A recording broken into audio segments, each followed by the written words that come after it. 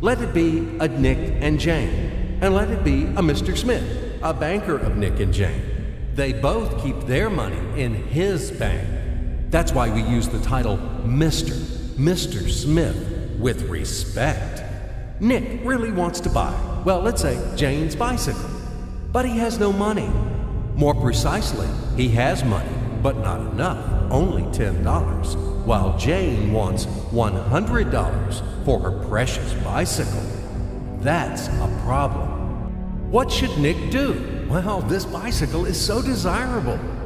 He gives Jane his $10 as a deposit and asks plaintively not to sell the bike to anyone. He says that he will bring the rest of the money soon. At the same time, he runs to his bank, to the respected Mr. Smith, to get a loan for the missing $90. As ill luck, Mr. Smith has no money at this moment, but he knows perfectly about $10, which Nick gave to Jane. And where will Jane bring his money to? That's right. She will put these $10 in her lovely bank to the same Mr. Smith. Therefore, Mr. Smith asks Nick to come back tomorrow in the hope that tomorrow he will get these $10. And everything happens this way. The next day, Jane brings $10 to the bank. The bank provides Nick these $10 on credit. Nick immediately gives them to Jane. She again puts them in a bank. The bank again provides Nick these $10 on credit, etc. As long as Nick the fool will gather enough money for the bicycle. Don't you get confused yet? Be patient, I told you. These demons have been trying to confuse you during 1,000 years. These damn economists and financiers. But anyway, we will figure everything out. So what do we have in the end? Nick finally got the bike from Jane. Wow!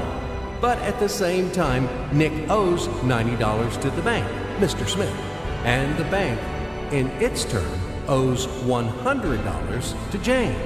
In other words, those $10, which existed initially, have magically turned into $200, $190 of debts plus real $10. But these $10 would also turn into $1,000, even in a million or a billion, if Nick would make a more expensive purchase.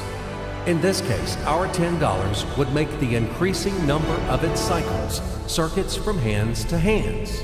That's it. So, what happens in today's world? SOS! It appears that banks also make money out of thin air and multiply them. Not only Fed can produce money, but banks either. In short, everybody can do this, except you and me. We are not in the business at this celebration of life. I would like to print or draw some money as well. In fact, these banks multiply money without any control. And we're still wondering why the banker lives better. What are naive fools are we? Now it is clear why. The one who produces the money, of course, lives better. But this is not enough. From this moment, poor Nick will never be able to repay his debts owed to the bank, no matter how hard he would work. Silly Nick doesn't know it yet, that he's in slavery to the bank, in credit bondage forever, because those $90, which he owes to Mr. Smith, do not exist in nature at all. Sly Mr. Smith made his money out of nothing. He created them out of thin air, just one click. And $10 turned into $200.